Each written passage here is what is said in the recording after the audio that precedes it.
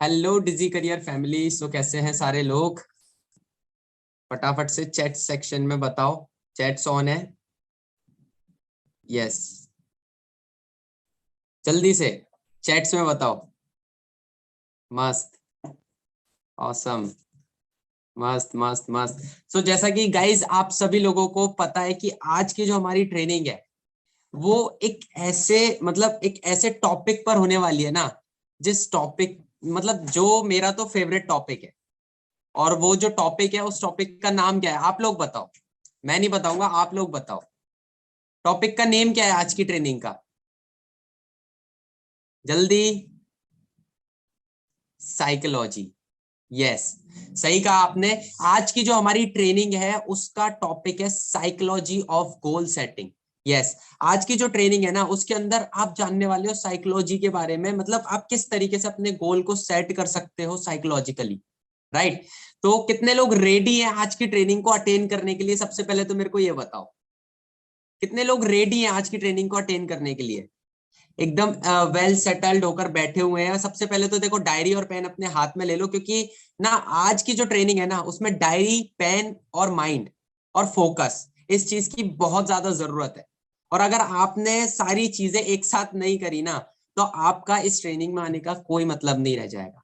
क्योंकि आज की ट्रेनिंग में ना पूरी तरीके से फोकस चाहिए, तभी आप उस चीज को समझ पाओगे जो एग्जैक्टली आप यहां पर समझने आए हो। राइट। तो कितने लोग फोकस करने के लिए रेडी हैं? फटाफट से टाइप कर दो, yes I am. Type, type fast, I am.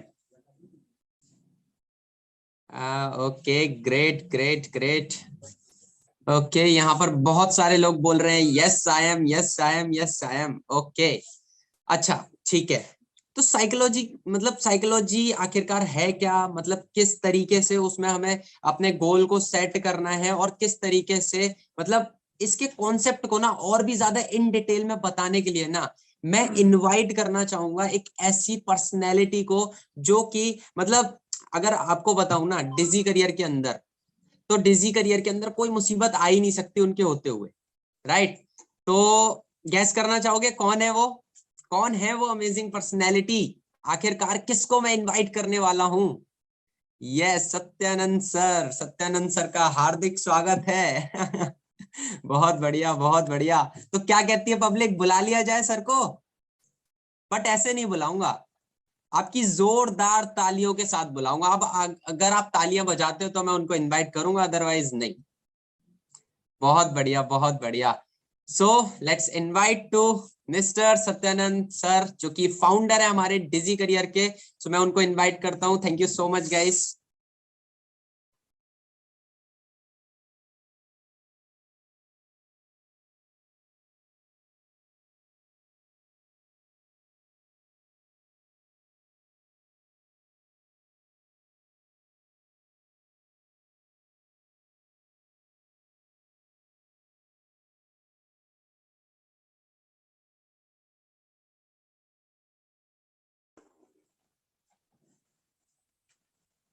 तो हेलो गाइस, कैसे हैं आप लोग? आई होप आप सब बढ़िया हैं, घर पे सब ठीक, मौज बहार। Good morning, good morning, good morning. अच्छा, एक बात बताओ, मेरी मेरी मीटिंग के अलावा किसी और मीटिंग में भी गुड मॉर्निंग होती है रात में? है? मेरी वाली में ही होती? चलो बढ़िया, बहुत बढ़िया।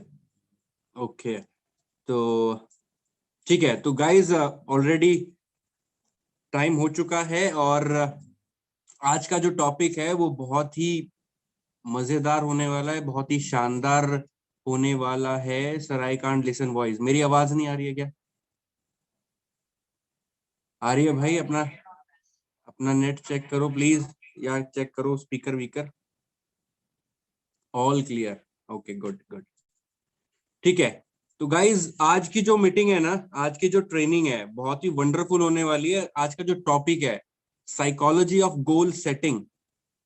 आप समझो कि क्या टॉपिक होने वाला है आज क्या बातचीत होने वाली है। आज जो बातें होने वाली है ना, आपको मैं एक गारंटी देता हूं, आपने कहीं भी, चाहे आपने दुनिया भर की किताबें पढ़ रखी हो, दुनिया भर के लोगों को सुना हुआ हो, दुनिया भर की वीडियोस देखी हो, लेकिन आज की जो ट्रेनिंग होने वाली है वो सुपर से भी ऊपर होने वाली है। आपको ये कंटेंट, ये बातें कहीं और नहीं मिलेंगी। मैं आपको आज जो बताने वाला हूँ वो बात पेड वर्कशॉप में बताई जाती है, और वो पेड वर्कशॉप 10-10 हजार रुपए की होती है। अब क्योंकि आप डिजी करियर का हिस्सा हैं और मेरी प्यारी सी फैमिली है, तो मुझे लगता है कि जो भी चीजें दी जा सके फ्री में वो दे देनी चाहिए। तो वैसे अगर मौका मिलता, तो अगर कोई नेक्स्ट वर्कशॉप जल्दी हो रही होती तो मैं उसमें इस टॉपिक को लेता, लेकिन अभी कोई जल्दी में, हाल फिलहाल में कोई हम लाइव वर्कशॉप नहीं कर रहे हैं। तो मैंने कहा चलो ठीक है, कोई बात नहीं। आप लोगों की डिमांड भी थी, इंस्टा पे मैंने स्टोरी भी डाली थी कि कौन सा टॉपिक आपको चाहिए जिसपे नेक्स्ट ट्रेनिंग लूं मैं। तो एक तो गोल सेटिंग था, और एक था आपका ऑब्जेक्शन हैंडलिंग, है ना। तो अ, सिर्फ 2% की, 51 वो 49 वो, ऐसे 51% गोल सेटिंग था। तो मैंने कहा चलो ठीक है, गोल सेटिंग पे ही बात करेंगे। तो गाइज शुरू करें टॉपिक को। ओके, तो मैं चाहता हूं कि आप सारी चीजें, सारी डिस्ट्रैक्शन अपने आप से हटा लेना, पूरा फोकस इस वीडियो पे रखना, क्योंकि सिर्फ आधा पौना घंटा, 1 घंटा मैं आपका लूंगा, और वो 1 घंटा आपकी पूरी जिंदगी बदल सकता है। अगर अपनी जिंदगी को बदलने के लिए अगला 1 घंटा दे सकते हो तो इस ट्रेनिंग में बैठना, वरना अभी उठ सकते हो। ऑब्जेक्शन हैंडलिंग भी सर वो भी बताएंगे। आज की जो ट्रेनिंग है ना, आप ऑब्जेक्शन हैंडलिंग भूल जाओगे।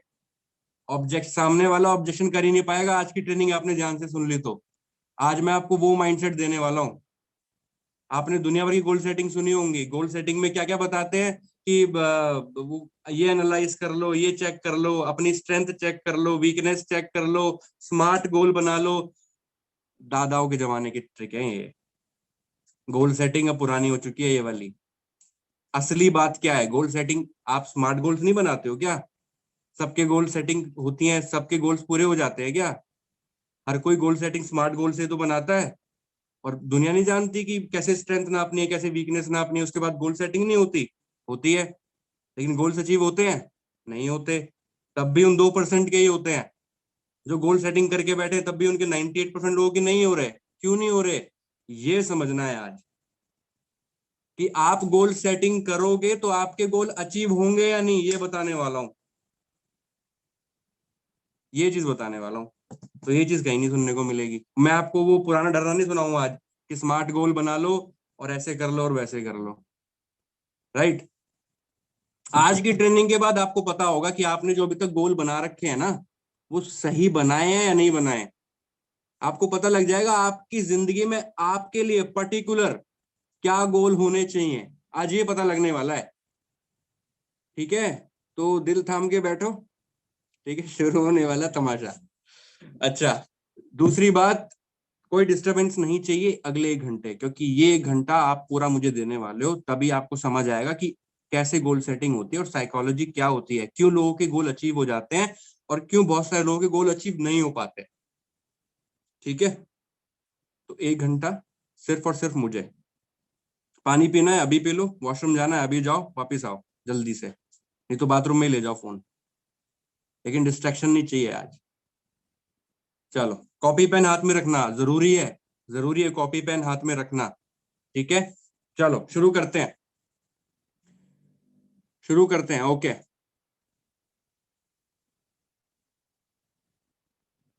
ठीक है। तो सबसे पहले गोल सेटिंग क्या होता है ये जान लेते हैं।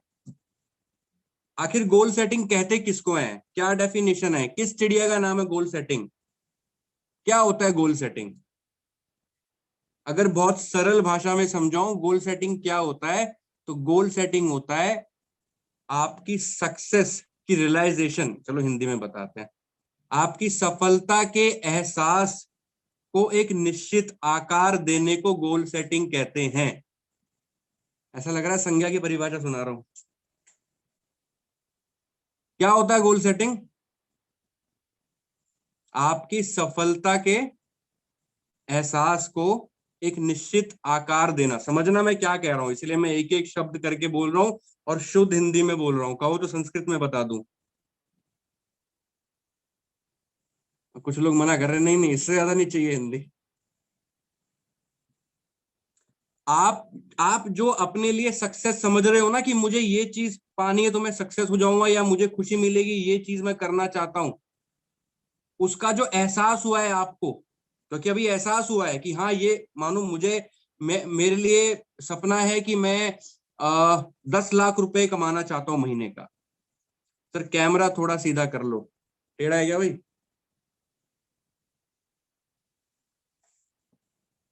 कैमरा सीधा ही है भाई, आप फोन सीधा कर लो अपना। हाँ तो सॉरी बताए बस। हाँ सर लाइट ऑन, भाई यार ये तो बेइज्जती, मतलब दिख नहीं रहा मैं तुम्हें दिख नहीं रहा है।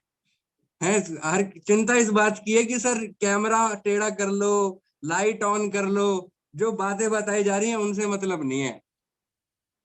पर लाइट ऑन कर लो, कैमरा ऑन, कैमरा टेढ़ा कर लो, इससे मतलब है।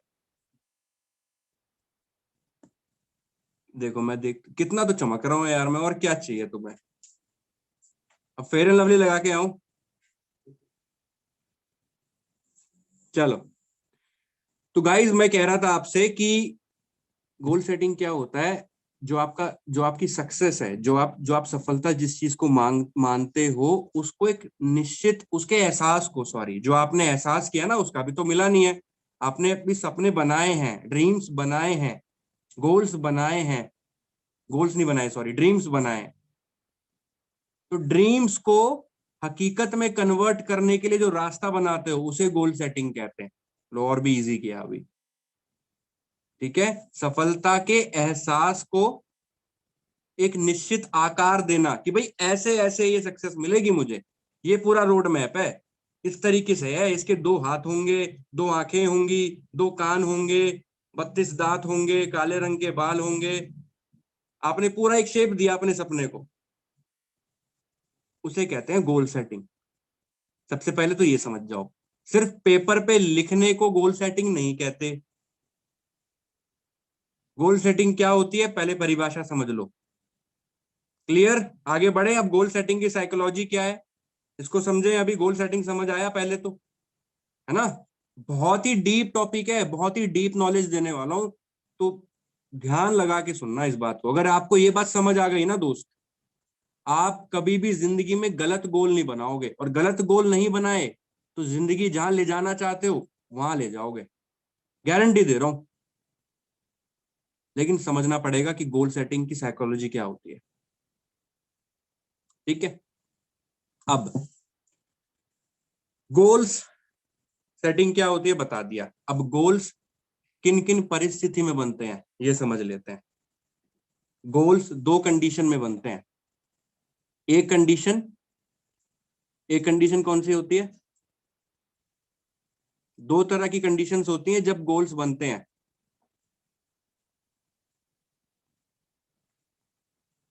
एक बनती है इच्छा से, एक कंडीशन होती है मेरी पर्सनल इच्छा है कि मैं अपनी मर्जी से कुछ भी लिख रहा हूं, मुझे ये जिंदगी में चाहिए।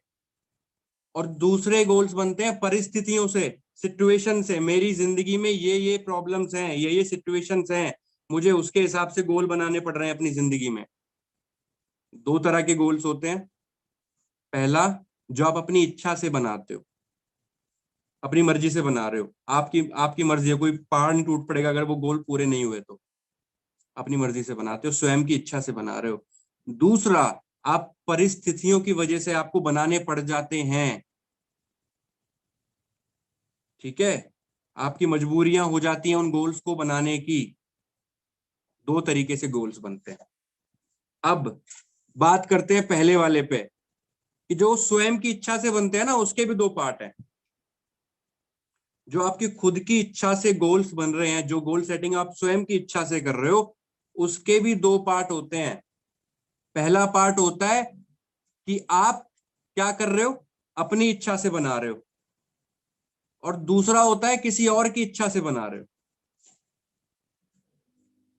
क्या होता है, एक तो आप अपनी इच्छा से बना रहे हो, दूसरा आप किसी और की इच्छा से बना रहे हो। अच्छा, अगर आप अपनी इच्छा से बना रहे हो तो इसमें क्या चैलेंज आता है? अच्छा, इसमें भी एक और चीज मैं क्लियर कर दूं, इसको थोड़ा और तरीके से आपको समझ आएगा। मैंने इन गोल्स को ना जोन के अंदर बांटा हुआ है। इन गोल्स को मैंने जोन के अंदर बांटा हुआ है, और जोन ऐसे है कि सबसे पहला है सेफ जोन। सेफ जोन क्या होता है? जहां पे आप अपनी मर्जी से, अपनी इच्छा से गोल बनाते हो, वो सेफ जोन होता है। ठीक है। अच्छा, एक और चीज बता दूं, ये 4 तरह के जोन होते हैं। क्या क्या होते हैं बताऊंगा। आपने परेशान नहीं होना इस बात को लेके कि मैं इस जोन में हूं और इस जोन में नहीं हूं। आपने कभी भी परेशान नहीं होना मेरे जोन्स को सुनने के बाद कि मैं इस जोन में क्यों नहीं हूं, काश मैं इस जोन में होता तो मेरी किस्मत कुछ और होती। ऐसा नहीं है, आप किसी भी जोन में है वहां भी बहुत कुछ उखाड़ सकते हो। और मैं आपको बोलूंगा कि जितने ज्यादा वर्स्ट जोन है उतने ज्यादा चांसेस है उखाड़ने के। ये भी आपको बोल देता हूं मैं। अब क्या है, मैं बात करता हूँ। सबसे पहला है सेफ जोन। तो सबसे सेफेस्ट जोन है वो क्या है कि आप अपनी मर्जी से, आपकी जिंदगी बहुत सेट है, और ऐसे लोग दुनिया में सिर्फ 10 से 12% लोग होते हैं जो अपनी जिंदगी अपने हिसाब से बनाना चाहते हैं और बना लेते हैं, क्योंकि उनको कुछ पैसे की प्रॉब्लम नहीं होती, पीछे पेरेंट्स की प्रॉब्लम नहीं होती, फाइनेंशियल प्रॉब्लम नहीं होती। जो वो चाहते हैं वो बन जाते हैं। गोल सेटिंग कर लिया, कोई कमी नहीं है जी, पैसे लगाएंगे, चीजें सीखेंगे तो हो जाएगा। तो ये क्या होता है? ये स्वयं की इच्छा से गोल सेटिंग होती है। अब इसमें चैलेंज क्या आता है? इसमें चैलेंज ये आता है कि आपको मन तो है, आपने गोल तो बना लिया, मन तो है, लेकिन स्किल्स नहीं है ना। लेट सपोज मेरा मन है कि भाई मुझे बहुत बढ़िया डांसर बनना है। अब मेरा मन है डांसर बनने का, लेकिन 2 स्टेप ढंग से नहीं कर सकता मैं। यहाँ पे प्रॉब्लम क्या है कि मेरा मन तो है लेकिन स्किल नहीं है। तो अगर आपका मन है और स्किल नहीं है तो अच्छी बात यह कि स्किल सीखी जा सकती है। नॉलेज और स्किल किसी की जागीर नहीं है, कोई भी सीख सकता है, कोई भी नॉलेज ले सकता है। अच्छी बात यह है इस जोन के अंदर। तो आपका जो मन है उसकी आप स्किल सीख सकते हो और अपने गोल को पा सकते हो। इसमें यही चैलेंज है बस, कि आपके पास मन होगा लेकिन स्किल नहीं होगी। तो आपको स्किल सीखनी पड़ेगी और ये गोल पूरा हो जाएगा। पहला जोन। आगे बढ़ते हैं। दूसरा जोन, और इस दूसरे जोन के अंदर इस दुनिया में 50 से 60% लोग फॉल करते हैं। वो क्या होते हैं? वो लोग होते हैं जो किसी और की इच्छा से, सॉरी हाँ, किसी और की इच्छा से अगर वो सपने बना रहे हैं, गोल्स बना रहे हैं, वो होता है बिट डिफिकल्ट जोन। थोड़ा सा डिफिकल्ट होता है। अब वो डिफिकल्ट क्यों होता है मैं आपको बताता हूं। अब ये दूसरों की इच्छा से कैसे बन रहा है? मतलब मम्मी चाहती है डॉक्टर बन जाओ, पापा चाहते हैं इंजीनियर बन जाओ, पापा चाहते हैं आईएएस बन जाओ, है ना। मामा चाहते हैं तू ये वाला काम संभाल ले, है ना। बहन चाहती है तू शाहरुख खान बन जा, है ना। गर्लफ्रेंड चाहती है मेरा पति बन जा। तो बहुत सारी चीजें होती हैं जो दूसरों के हिसाब से आप गोल सेटिंग कर लेते हो। अब यहाँ पे चीज मैटर क्या करती है कि जिसके हिसाब से आप गोल सेटिंग कर रहे हो या जिनकी वजह से आप गोल बना रहे हो उनसे प्यार कितना करते हो। अगर मम्मी ने बोला कि बेटा मुझे तो ये वाला घर खरीदना है क्योंकि हम इतने दिनों से किराए पे रहते आए हैं, तो बेटा तू कम से कम एक छत अपने नाम की जरूर दे मेरे मरने से पहले। अब ये आपका सपना नहीं था। आपको घर खरीदने से मतलब नहीं है अपनी जिंदगी में। आपको तो मतलब है कि यार मैं आजाद परिंदा बनना चाहता हूँ, जहां चाहूं जब चाहूं घूम सकूं, बस एक गाड़ी चाहिए बढ़िया सी, और सारा खर्चा मैं उड़ा दूं घूमने में, ट्रैवल में, मैं दुनिया घूमूंगा। मुझे घर छत खरीदने से मतलब नहीं, जितने घर खरीदूंगा इतने में वर्ल्ड टूर कर आऊंगा। लेकिन मम्मी का क्या सपना है? मम्मी का सपना है कि छत खरीदनी है, अपनी होनी चाहिए, भाई किराए पे रह रहे हैं जब से। अभी ये गोल सेटिंग आपने बना ली कि मुझे घर खरीदना है जी। मैं काम क्यों कर रहा हूं, मैं बिजनेस क्यों कर रहा हूं? क्योंकि मुझे अपने लिए घर खरीदना है। अब ये घर पूरा तब होगा जब आपका प्यार आपकी मम्मी के लिए बहुत ज्यादा होगा। अगर उस गोल को पूरा करने में जो परेशानी आ रही है वो परेशानियां आपकी मम्मी के प्यार से कम हैं, तो वो परेशानियां बड़ी हो जाएंगी और आप उस ड्रीम को छोड़ दोगे। लेकिन उस गोल्स को पूरा करने में जो परेशानियां आ रही हैं और उससे ज्यादा कहीं प्यार आप अपनी मम्मी से करते हो, तो वो परेशानियां आपको कुछ नहीं दिखेंगी। ऐसे बोलोगे यार हट, मुझे परेशानियां नहीं देखनी, मुझे मम्मी के चेहरे पे स्माइल देखनी है, उनका एक ही सपना है कि मुझे उनको एक घर लेके देना है, अब साला मुझे मरना पड़ जाए लेकिन घर लेके दूंगा। तो आप उस ड्रीम को अचीव कर लोगे चाहे कुछ भी करना पड़ जाए। यहां मैटर क्या करती है बात, कि जिसकी वजह से सपने बना रहे हो उससे कितना प्यार करते हो, वो बंदा आपकी लाइफ में कितना मैटर करता है। सिर्फ आपने देखा कि यार ये चीज ये कह रहा है, हाँ सुनने में तो अच्छी है, आपके दोस्त ने बोला कि भाई ऐसा करेंगे, मैं तो सपना बना रहा हूँ ऑडी लेनी है, उसका कुछ हो सकता है कुछ जेन्युइन रीजन हो ऑडी लेने का, आपने बोला मैं भी ऑडी ले रहा हूँ, मैं भी लिख लेता हूँ। गोल सेटिंग करते हैं, स्मार्ट गोल बनाते हैं, इस तारीख को लूंगा, इस कलर की लूंगा, ऐसी दिखती होगी वैसी दिखती होगी, रोज विजुअलाइजेशन भी कर रहे हो, उसकी आगे तुम्हारी नहीं आई, क्योंकि जो चैलेंजेस आए ऑडी को लेने के लिए उसने वो कवर कर लिए, उसका कुछ जेन्युइन रीजन होगा। लेकिन आपने देखा देख बनाया था, जिसको देख के बनाया था उससे कितना प्यार करते हो, उस दोस्त से कितना प्यार करते हो, फर्क पड़ता है या नहीं पड़ता कि आएगी या नहीं आएगी। इन सब चीजों की वजह से सेकंड वाले लोग जो होते हैं वो ड्रीम पूरा नहीं कर पाते, गोल सेटिंग में फेल हो जाते हैं। इसलिए थोड़ा बिट डिफिकल्ट जोन है। और इसमें एक दो चैलेंजेस और आते हैं, जैसे कि आपका बात करें माइंड पर कंट्रोल और सेल्फ डिसिप्लिन, माइंड पर कंट्रोल और सेल्फ डिसिप्लिन। ठीक है, तो ये चीज चाहिए इसमें, क्योंकि आपका मन भटकेगा बार बार, आपका मन भटकेगा बार बार। इस जब आप अगर आपका कोई ऐसा गोल सेटिंग है जो किसी और से प्रेरित है, आपके पापा से प्रेरित है, आपकी मम्मी से प्रेरित है, या आपके फैमिली मेंबर में किसी से प्रेरित है, तो वहां पे माइंड कंट्रोल का चैलेंज आएगा। अगर आप अपने माइंड पे कंट्रोल नहीं कर पाते हो, अपने ऊपर संयम नहीं है, तो आप इस गोल सेटिंग में फेल हो जाओगे।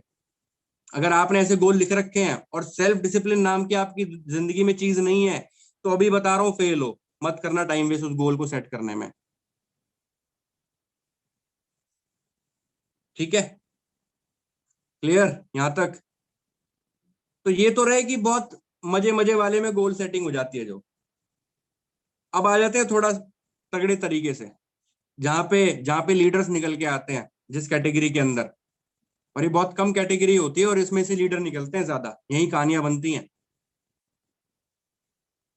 इसके बाद आता है वेरी डिफिकल्ट जोन। अब वेरी डिफिकल्ट जोन तीसरे वाला क्या होता है, इस जोन के अंदर कंडीशन होती है कि आपको कुछ हो जाता है, आपके साथ कुछ अनहोनी हो जाती है, आपके साथ कोई एक्सीडेंट हो जाता है, या आपको कोई बीमारी हो जाती है, या कुछ प्रॉब्लम आपके साथ पर्सनल आपके साथ है, तो ये मोस्ट डिफिकल्ट जोन है। और यहां पे जो चीज चाहिए ना, यहां पे जो चीज चाहिए, यहां पे चाहिए करेज, यहां पे जो चैलेंज है करेज, साहस। दूसरा चाहिए मोटिवेशन, सबसे ज्यादा मोटिवेशन और करेज अगर चाहिए, तो अगर आप इस कैटेगरी में आते हो तो सबसे ज्यादा आपको मोटिवेशन और करेज चाहिए।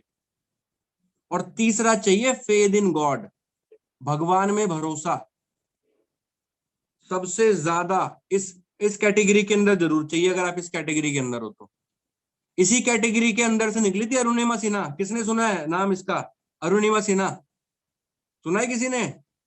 कौन थी अरुणिमा सिन्हा? बता देता हूं मैं आपको।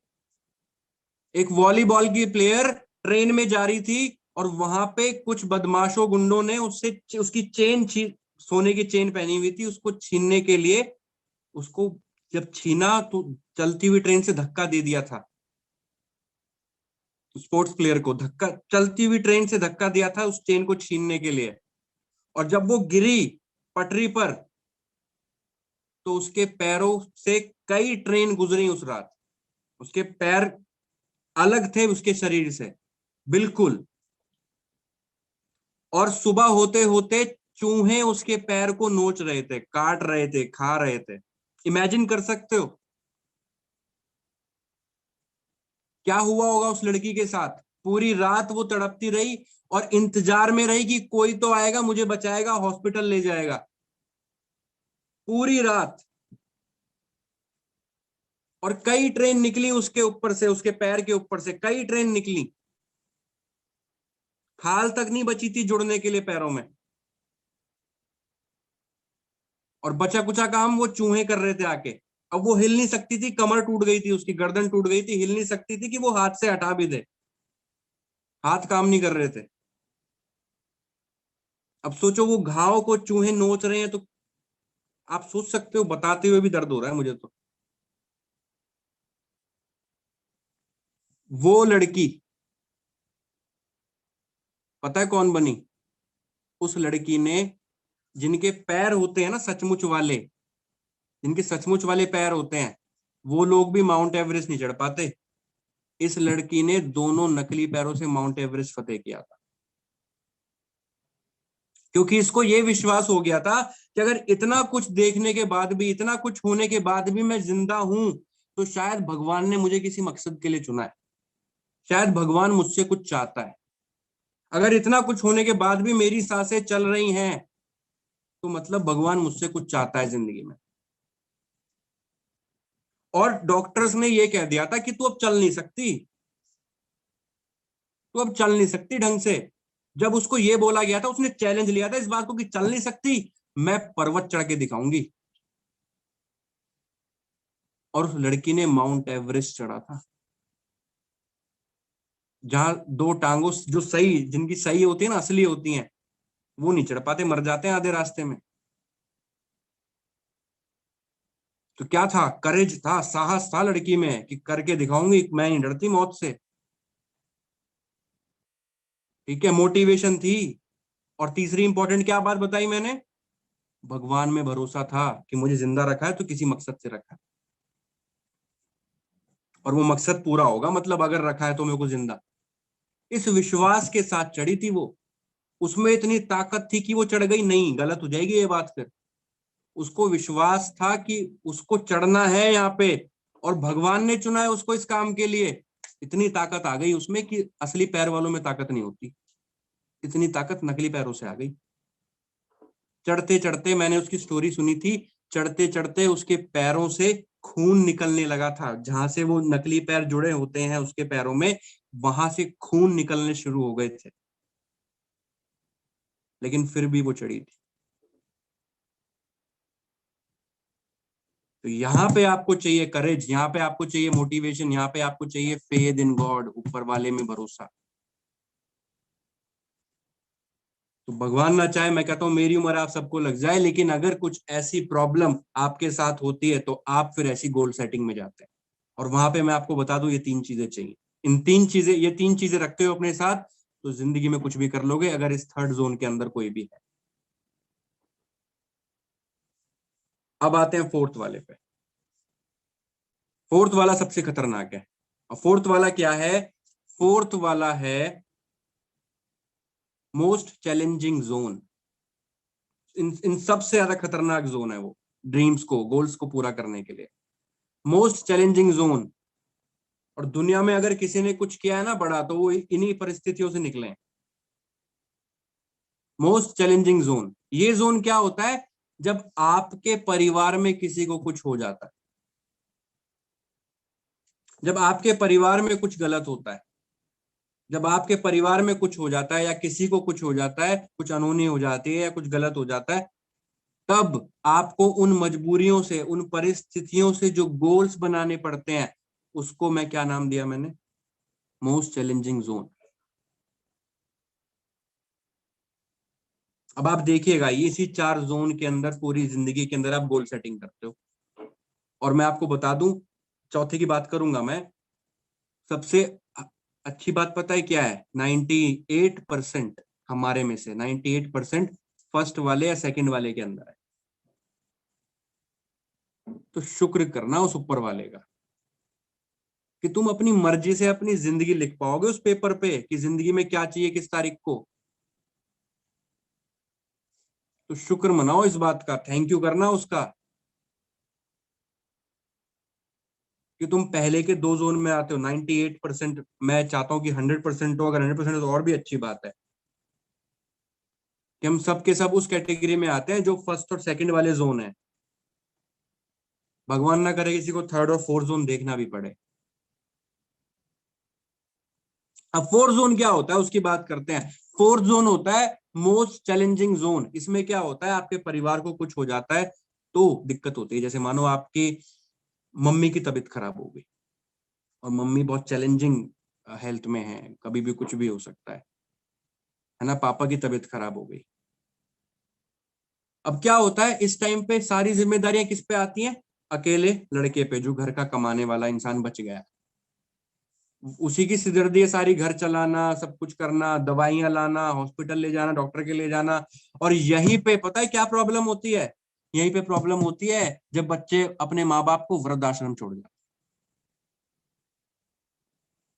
जो माँ बाप वृद्ध आश्रम में है ना, उनकी फैमिली फोर्थ कैटेगरी के अंदर है, फोर्थ कैटेगरी के लोग हैं, मोस्ट चैलेंजिंग जोन के अंदर है। अब वो इस जोन को कवर कर जाते हैं तो माँ बाप खुशहाल होके घर पे रहते हैं। लेकिन जो उस फोर्थ जोन में बिगड़ जाते हैं ना, उनके माँ बाप वृद्ध आश्रम में उम्र काटते हैं।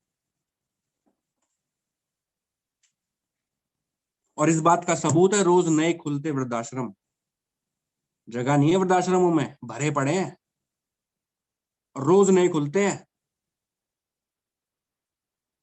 क्यों? क्यों होता है ऐसा? इसलिए होता है क्योंकि इंसान स्पिरिचुअल कनेक्ट नहीं होता, स्पिरिचुअलिटी नहीं होती, अच्छी संगत नहीं होती। यहाँ पे क्या चैलेंज आते हैं मैं आपको बता देता हूँ।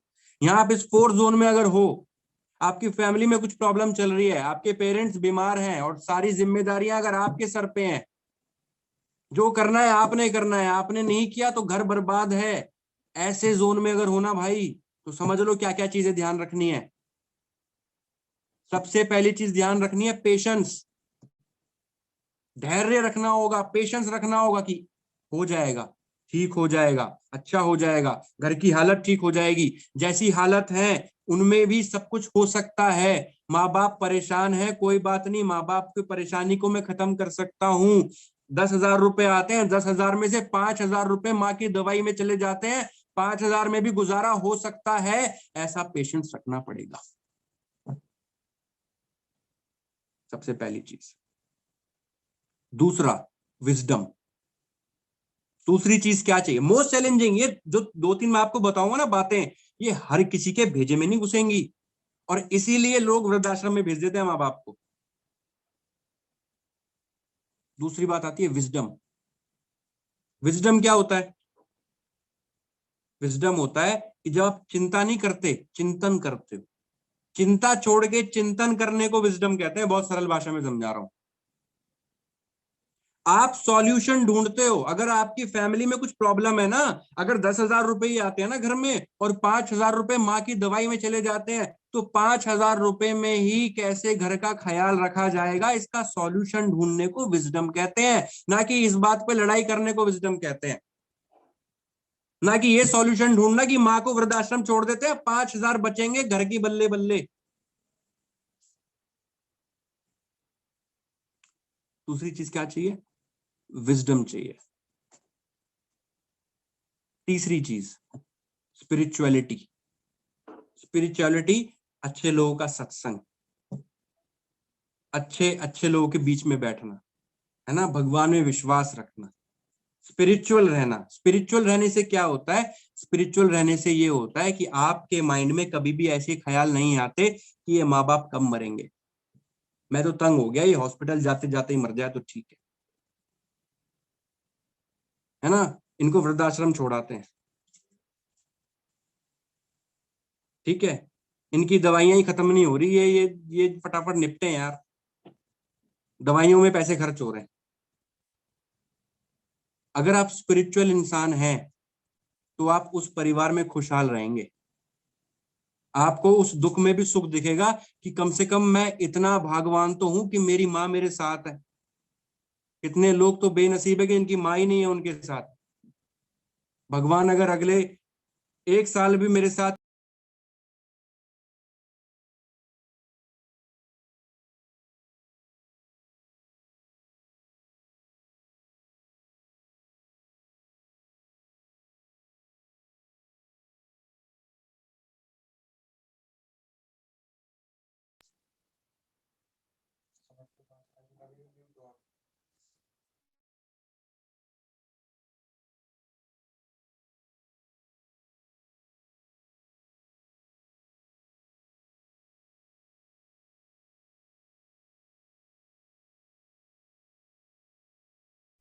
हो गया, हो गया, ओके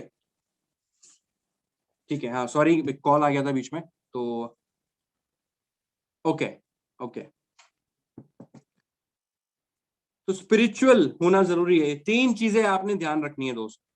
अब मैंने आपको चार कैटेगरीज बताई हैं गोल सेटिंग की, साइकोलॉजी कि किस साइकोलॉजी से गोल सेट होते हैं और किन साइकोलॉजी की वजह से गोल सेट होने के बाद पूरे नहीं होते। अब आप इसके अंदर स्मार्ट वाला तरीका और स्ट्रेंथ नाप लेना, वीकनेस नाप लेना, वो बाद के खेल है। सबसे पहले तो चेक ये करना कि मैं किस साइकोलॉजी में और किस जोन में होके गोल सेट कर रहा हूं, और वो पैरामीटर्स चेक करना, वो चैलेंजेस चेक करना जो मैंने बताए कि ये पॉइंट जरूरी है अगर आप उस गोल सेटिंग में उस जोन के अंदर कर रहे हो तो। ठीक है। अब मैं आपको एक बहुत बढ़िया स्टोरी सुनाता हूं जिससे आपको समझ आएगा कि कैसे चीजें होती हैं। सुनना चाहते हो स्टोरी? बताई जाए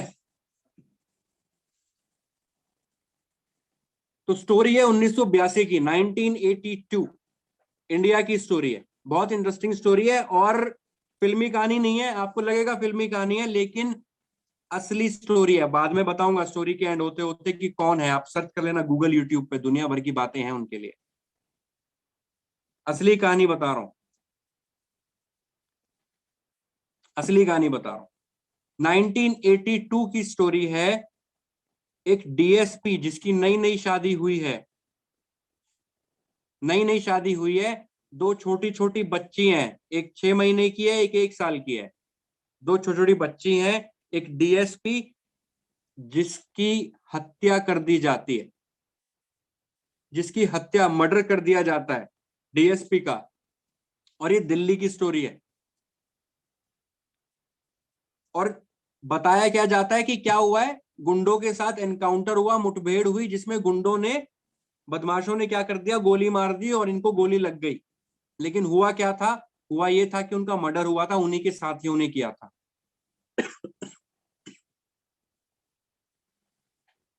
ठीक है। अब जब उसको, जो उनकी वाइफ थी, डीएसपी की जो वाइफ थी, जब उनको ये बताया गया कि आपके हस्बैंड का इनकाउंटर हुआ है और वो शहीद हो गए हैं, तो उनको इस बात का विश्वास नहीं हुआ, उनको कुछ डाउट लगा इस बात पे, और उन्होंने कोर्ट में केस फाइल कर दिया, सुप्रीम कोर्ट के अंदर केस फाइल कर दिया कि नहीं ये कोई साजिश है, मेरे हस्बैंड का इनकाउंटर नहीं हुआ है, उनका मर्डर हुआ है। और उन्होंने क्या कर दिया, केस फाइल कर दिया। अब इसके ही कुछ टाइम बाद क्या होता है, उनके जो हस्बैंड होते हैं डीएसपी जिनकी मौत हुई थी, उन्होंने आईएएस का पेपर लिखा था, आईएएस यूपीएससी, राइट।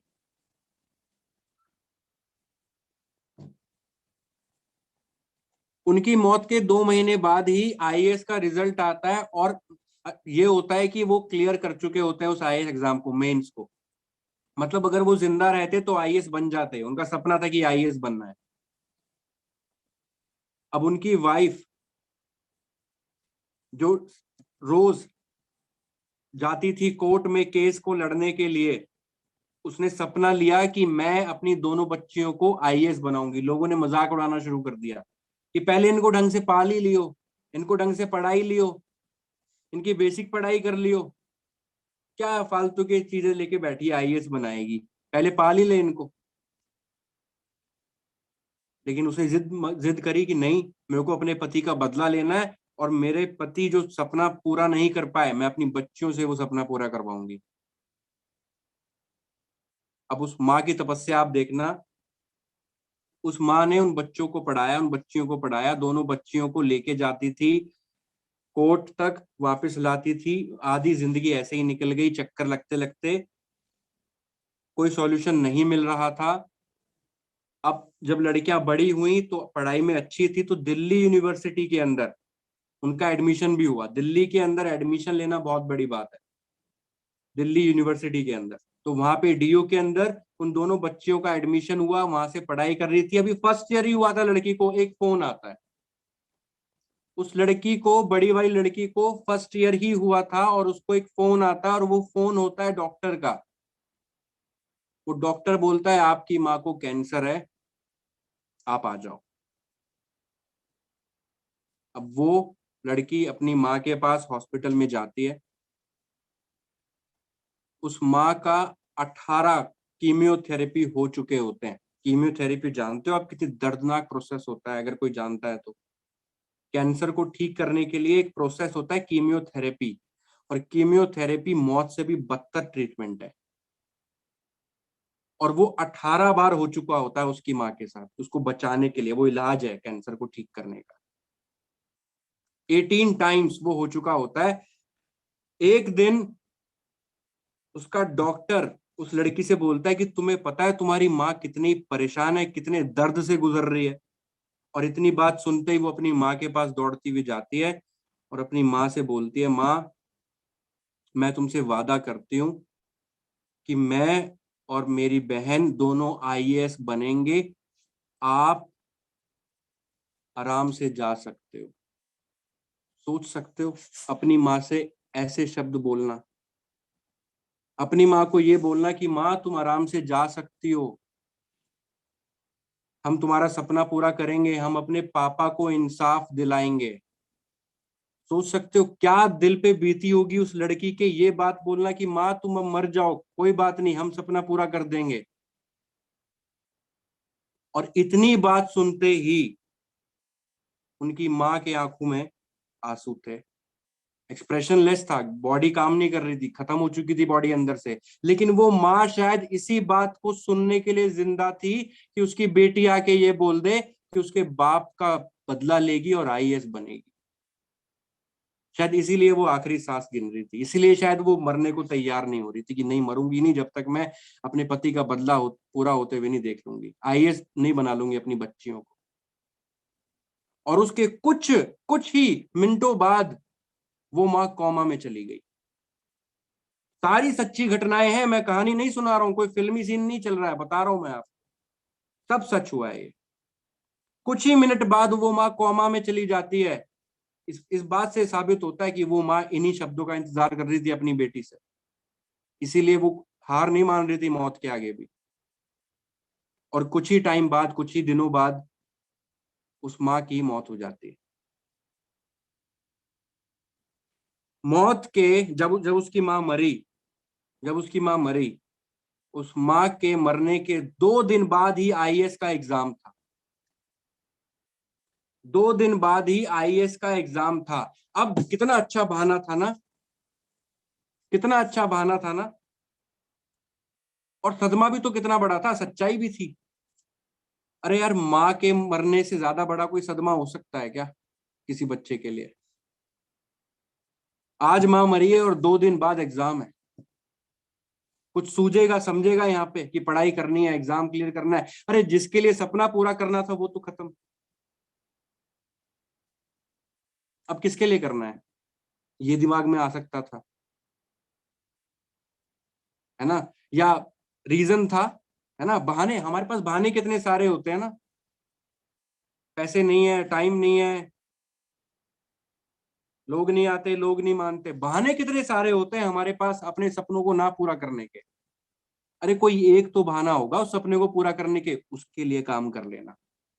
सिर्फ एक के लिए भी काम कर लेना। वो हजार एक तरफ जिनसे आप काम नहीं कर सकते, और वो एक रीजन एक तरफ जिसके लिए आप कर सकते हो। और वो एक रीजन था कि मैंने अपनी मरती हुई माँ से ये वादा कर दिया था कि माँ पापा का बदला लूंगी और आईएएस बनूंगी। मरती हुई माँ से ये कसम खाई थी। और वो लड़की 2 दिन बाद आईएएस एग्जाम में बैठती है और मजे की बात, टॉप करती है। आईएएस एग्जाम में टॉप करती है, आईएएस बनती है। और दोनों बहनें आईएएस बनती हैं। और जब वो आईएएस बनती है तो सीबीआई की दोबारा से जांच करवाती हैं दोनों बहनें। सीबीआई की दोबारा जांच बैठती है। अब जब जांच होती है और वो आईएएस है तो पावर है उनके पास जांच को पूरी तरीके से करने की, कोर्ट में केस को और अच्छी तरीके से लड़ने की। और वो केस जीत जाती हैं।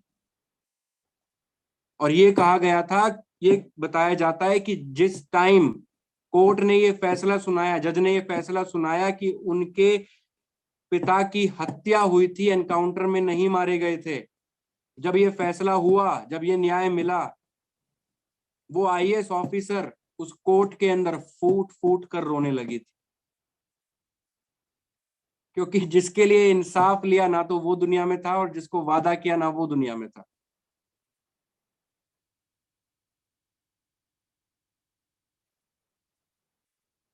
सोच सकते हो। और 31 साल लगे थे उस लड़की को अपने बाप का बदला लेने के लिए और उस माँ के सपने को पूरा करने के लिए। 31 ईयर्स, 31 ईयर्स। हम 3 महीने में हिम्मत छोड़ देते हैं।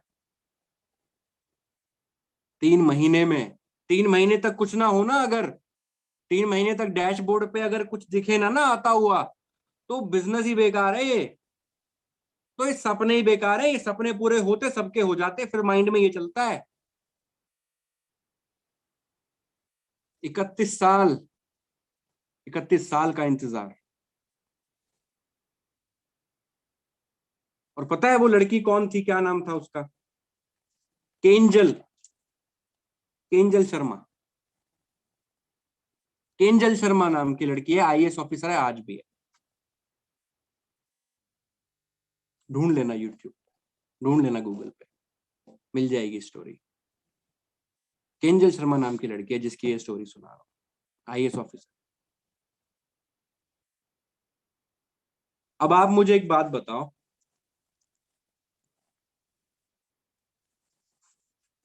बहुत ही कड़वी बात बोलूंगा, ठीक है? आपको मेरी बात बेकार लगे अच्छी लगे, वो आप देखो। मेरी ट्रेनिंग्स में आगे से आना है नहीं आना है आप देखना, क्योंकि मैं बात कुछ ऐसी करने वाला। देखो भाई, माँ तो तुम्हारी भी मरेगी,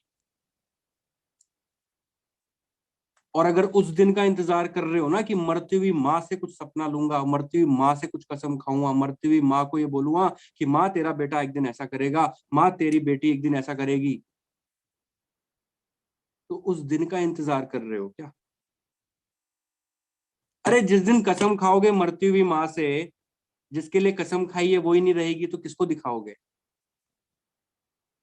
और नहीं भी करोगे तो क्या फर्क पड़ जाएगा फिर? मरती हुई माँ से कसम खा सकते हो, जो जिंदा है उससे कसम नहीं खा सकते।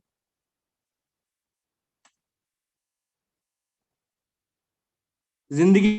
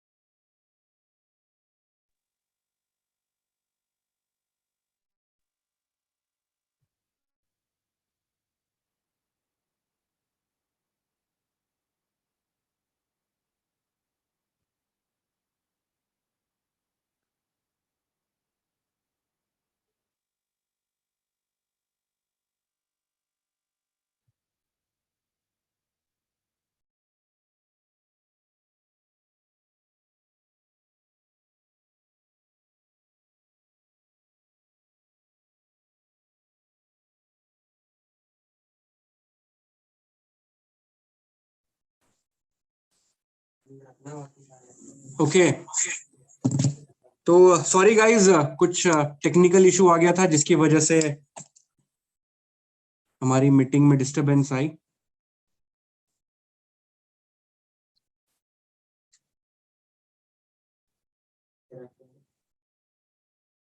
राइट, ओके, तो ऑलमोस्ट सारी बातें मैं आपको बता चुका था गोल सेटिंग के बारे में। ठीक है, मैं बात कर रहा था कि आपको यार इंतजार नहीं करना है अपनी लाइफ में, कुछ भी अनहोनी होने से पहले ही अपनी जिंदगी को संवार लो। आप खुश नसीब हैं कि आपके माँ बाप आपको देख रहे हैं आपके सपने पूरे करते हुए। आप बहुत खुश नसीब हैं, आपसे ज्यादा किस्मत वाला इंसान कोई नहीं है। और ये वैल्यू आपको तब समझ आएगी जब वो हाथ आपके सर से उठ जाएगा, क्योंकि ये इस दुनिया की मात्र सच्चाई है। माँ बाप आपके भी मरेंगे और मेरे भी, लेकिन उनको जिंदा होते हुए क्या दिखा सकते हो ये आपके अंदर बात है, क्या कर सकते हो ये आपके अंदर बात है। और मैं इतनी कड़वी बात क्यों कह रहा हूं, क्योंकि हमारे बहाने बहुत होते हैं। हमको लगता है कि जैसी जिंदगी आज है वैसी ही कल भी रहने वाली है, और ये दुनिया का सबसे बड़ा झूठ है। ये दुनिया का सबसे बड़ा झूठ है। इसीलिए आज को तैयार करो कल के लिए, आज को तैयार करो कल के लिए। बहाने छोड़ दो, बहाने छोड़ दो। आप दुनिया भर के बहाने बना सकते हो दोस्त, आपके पास हजारों प्रॉब्लम हो सकती हैं, और ये जो 4 जोन बताए हैं ना, इन्हीं जोन में से प्रॉब्लम होंगी, और इन्हीं जोन में से गोल्स होंगे, और इन्हीं जोन में से चैलेंजेस बताए हैं वो फेस कर लेना बस। जो चीजें बताई हैं, जो कंडीशन बताई हैं, ये होना चाहिए अगर आप इस जोन में ड्रीम बना रहे हो तो वो फॉलो कर लेना बस, पूरे हो जाएंगे सपने। वो बात बात की है कि विजुअलाइजेशन भी करना चाहिए, गोल सेटिंग में स्मार्ट गोल्स भी बनाने चाहिए, वो भी जरूरी है, लेकिन सबसे पहले जरूरी है सही गोल बनाना। आप स्मार्ट गोल तो बना रहे हो, लेकिन वो स्मार्ट गोल गलत गोल का बन रहा है तो स्मार्ट का कुछ भी नहीं होगा। तो स्मार्ट गोल बनाने से पहले करेक्ट गोल बनाओ, राइट गोल बनाओ। राइट गोल बनेगा तो स्मार्ट गोल बनेगा, तो कुछ फायदा होगा स्मार्ट गोल का। अगर गोल ही गलत ढूंढ लिया तो फिर स्मार्ट गोल बनाने का फायदा नहीं है। वो पूरा भी हो जाएगा ना, अगर स्मार्ट गोल, आपकी किस्मत अच्छी है कि गलत गोल बनाया और स्मार्ट गोल बनाने से पूरा हो गया, तो जिंदगी में मजा नहीं आएगा उस गोल को अचीव करने से, फिर भी कुछ तलाश रहेगी, फिर भी पूरा पूरा एहसास नहीं होगा कि हाँ जिंदगी में कुछ उखाड़ लिया, फिर भी तलाश रहेगी कुछ करना है अभी, और मजा नहीं आएगा जिंदगी में, सक्सेस वाली फीलिंग नहीं आएगी, अचीवमेंट वाली फीलिंग नहीं आएगी। वो तब आएगी जब आप अपने जोन के हिसाब से उन चैलेंजेस को फेस करते हुए गोल सेटिंग बनाओगे और उनके साथ स्मार्ट गोल के साथ काम करोगे।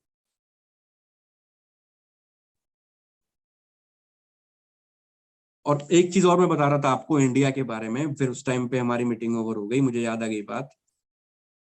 इंडिया के अंदर ना खासकर 16 साल से लेके 30 साल, ये जो गैप है ना एज का, ये 14 साल जो होते हैं ना, इसमें हमको सोना बाबू दिखता है।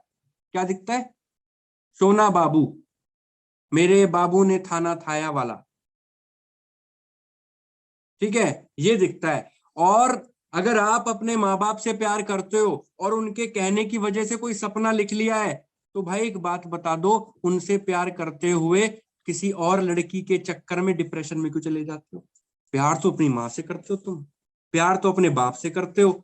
उनके सपने पूरे करने के लिए जो डेट और ड्रीम लिखे थे, वो ड्रीम ना पूरे करते हुए डिप्रेशन में चले गए। तो चेक करो, उस लड़की से ज्यादा प्यार था या अपनी माँ से ज्यादा प्यार है? चेक करने की जरूरत है। इसीलिए बोल रहा हूं कि जिसके दबाव में या जिसके कहने से वो ड्रीम लिखते हो ना, चेक कर लो उतना प्यार करते भी हो उस इंसान से। अगर माँ बाप से प्यार करते तो डिप्रेशन में ना जाते, माँ बाप से प्यार करते तो फ्रस्ट्रेशन में ना जाते, माँ बाप से प्यार करते तो, अरे एक ने रिजेक्ट कर दिया ना, कितने हैं दुनिया में? दुनिया छोड़ो, चलो देश में ही आ जाओ, कितने? 135 करोड़। 135 करोड़ में से मैं कह रहा हूँ 30% लड़कियां भी हैं, तो भी कितनी हो गई? हाँ लड़के, और लड़कियों के लिए तो और ज्यादा रेशो होती है। डिप्रेशन में वो भी आती हैं, किसी ने रिजेक्ट कर दिया वो भी परेशान होती हैं, सुसाइड कर लेती हैं, हाथ काट लेती हैं, ऐसे लड़के भी करते हैं, फांसियां लटक जाते हैं। अरे उन माँ बाप का क्या बेटे, माँ बाप का क्या हुआ? वो लड़की तुम्हें 6 महीने पहले मिली थी, 6 महीने पहले मिली थी वो लड़की, और उसने तुम्हें आज मना कर दिया। तो तुम क्या कर रहे हो? वो जो 20 साल 25 साल जिस माँ बाप ने अपने सारे सपने खत्म कर दिए ना तुम्हारी जिंदगी बनाने के लिए, उनकी लाइफ का दी एंड कर गए उस 6 महीने के चक्कर में। और उसके चक्कर में जो साले को फर्क नहीं पड़ता, या जिस साले को फर्क नहीं पड़ता तुम्हारी जिंदगी बिगड़ रही है या सुधर रही है।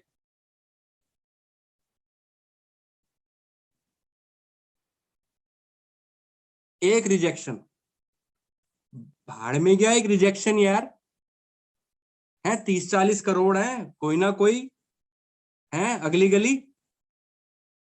माँ बाप का सोचो, माँ बाप का सोचो। और 16 साल की उम्र आशिक लड़ाने की उम्र नहीं है, आशिकी लड़ाने की उम्र नहीं है। 16 साल 17 साल 18 साल।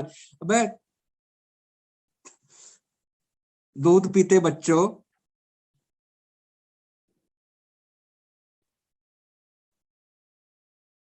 ये जो उम्र होती है ना, इसी में ही जिंदगी बनती है और इसी में बिगड़ती है। 16 साल से 30 साल की उम्र ऐसी होती है जिसमें आप जिंदगी बना सकते हो या बिगाड़ सकते हो। 16 से 30 साल की उम्र में ये अचीवमेंट नहीं है मैंने कितनी लड़कियों से आई लव यू बुलवा दिया। 16 से 30 साल की उम्र में ये अचीवमेंट नहीं है मेरे कितने पीछे लड़के पड़े रहते थे, पता है तुम्हें? इस गली में उस गली में जहां जाती थी ना, वहां लड़के चक्कर मारते थे। गलत कह रहा हूं तो बता दो अगर ये नहीं होता तो। अरे तुमने वो 16 से 30 साल की उम्र 14 साल बर्बाद कर दिए किसी का एड्रेस ढूंढते हुए, किसी का फोन नंबर ढूंढते हुए। अपनी प्रोफाइल पे कितने लाइक आ रहे हैं, कितने कमेंट आ रहे हैं, किस लड़की ने कमेंट किया, किस लड़के ने कमेंट किया, इसमें 14 साल बर्बाद कर देते हो। और फिर बाद में बोलते हो देश खराब है, जनता ही है, गवर्नमेंट खराब है, जॉब तो है ही नहीं, जिंदगी में रखा क्या है, बेकार है सब, किस्मत खराब है अपनी, कुछ हो ही नहीं रहा जिंदगी में। अबे जिस टाइम पे करना था ना उस टाइम पे तुम कुछ और कर रहे थे। और जब 30 साल से बाहर जाते हो ना तो फर्क इस बात से नहीं पड़ता कितने आई लव यू सुने थे आपने, फर्क इस बात से पड़ता है कि आज माँ बाप किस चैन में है, फर्क इस बात से पड़ता है कि आज तुम कहां खड़े हो, फर्क इस बात से करता है कि 30 साल के बाद भी अगर सोचना पड़ रहा है ना जिंदगी में क्या करना है, तो नरक बना ली जिंदगी तुमने। 30 साल के बाद इनकम कितनी है फर्क इस बात से पड़ता है। 30 साल के बाद लोग तुमसे ये नहीं पूछेंगे कितना आई लव यू बुलवाए थे, 30 साल के बाद लोग ये पूछेंगे कितना कमाता है, 30 साल के बाद ये पूछेंगे कौन सी गाड़ी है, 30 साल के बाद ये पूछेंगे कौन से घर में रहता है, 30 साल के बाद ये पूछेंगे घर अपना है या किराए का है, 30 साल के बाद ये पूछेंगे फोन कौन सा है हाथ में, 30 साल के बाद ये पूछेंगे कि माँ बाप को सरकारी हॉस्पिटल में क्यों रख रखा है, प्राइवेट के लिए पैसे नहीं है क्या, लोग ये पूछेंगे। और इनके जवाब 30 साल बाद छाती ठोक के देना चाहते हो ना, तो काम कर लो, काम कर लो, बता रहा हूं। नहीं तो भीड़ के इससे रहो, कीड़े मकोड़े रहो, दुनिया रह रही है यार, क्या हो गया, ये ट्रेनिंग हुई है, कोई बात नहीं, अभी 5 मिनट में खत्म हो जाएगी। मेरा तो काम है ऐसे बोलना, 1 घंटा बोल दिया मैंने, तुम सुनोगे, मैं इस मीटिंग को एंड कर दूंगा, फिर जिंदगी वैसे ही, कोई बात नहीं, क्या हो गया, जो चल रही है बढ़िया चल रही है। सही तो कह रहे हो, मरना है सबने मरेंगे, तो मेरे कौन सा माँ बाप रुक जाएंगे, मैं कुछ कर भी लूंगा तो। हाँ बेटे मरना तो उन्होंने है, तू कर या मत कर, बात तो सही है, बात तो सही है। अगर थोड़ा सा भी प्यार करते हो ना यार, थोड़ा सा भी प्यार करते हो ना अपने माँ बाप से, तो सारी ना बेशर्मी छोड़ के आज एक पेपर पेन ले लेना। साइकोलॉजी ऑफ गोल सेटिंग में जो मैंने बताया है कि गोल सेटिंग कैसे करनी है, करेक्ट गोल डिसाइड कर लेना, उसके बाद उन गोल्स को स्मार्ट गोल्स की तरह पूरा कर लेना। स्मार्ट गोल क्या होता है तुम्हें पता है, उसमें टाइम वेस्ट नहीं करूंगा, जो नहीं पता वो बता रहा हूं बस। और उन सपनों को पूरा करने के लिए एड़ी चोटी का जोर लगा देना। दिन रात एक कर देना, कुछ नहीं होगा। अगर 2 रोटी कम खा लोगे कुछ नहीं होगा, टीवी कम देख लोगे कुछ नहीं होगा, इंस्टाग्राम पे रील नहीं देखोगे तो कुछ नहीं होगा। लेकिन अगर अपने सपनों के लिए काम कर लिया और पूरे हो गए तो जिंदगी बदल सकते हो अपनी, फिर बहुत कुछ हो जाएगा। यार एक बार आंख बंद करके इमेजिन कर सकते हो वो माँ बाप की खुशी, वो खुशी के आंसू मैं एक बार देख सकते हो अपने आंखें बंद करके उन माँ बाप के चेहरे पे, कि जब आप कुछ चीज अचीव कर रहे हो, कोई चीज घर में लेके आए हो बहुत बड़ी, या आपके आपके माँ बाप जो है बहुत खुश हैं सिर्फ और सिर्फ, और कारण क्या है? आप। सिर्फ और सिर्फ कारण क्या है? आप। उनका बच्चा कारण है, उनकी बच्ची कारण है उस खुशी के। वो आंखों में जो खुशी के आंसू है ना, अरे वो तेरी वजह से, अरे वो तेरी वजह से है। वो इमेजिन कर सकते हो? अगर वो इमेजिन कर सकते हो और उससे यहाँ कुछ होता है, तो आज से काम शुरू कर देना करना। बहाने सब छोड़ देना, 1000 बहाने हो सकते हैं, लेकिन अगर वो स्माइल ला सकते हो ना किसी एक वजह से, तो उस स्माइल के लिए काम कर लेना। जीवन धन हो जाएगा तुम्हारा, बता रहा हूं मैं तुम्हें। गीते जागते भगवान है घर में तुम्हारे। ठीक है, तो that's all about psychology of goal setting. तो आई होप मैंने आपको समझाने की कुछ कोशिश करी होंगी और आपने उसको समझा होगा। अगर मेरी किसी बात का बुरा लगे तो हाथ जोड़ के माफी, लेकिन भाई बुरा लगा है ना तो उसको दिल से लगाना, यहां मत लगाना। ठीक है, so that's all. Thank you, bye bye. फिर मिलेंगे नेक्स्ट ट्रेनिंग में।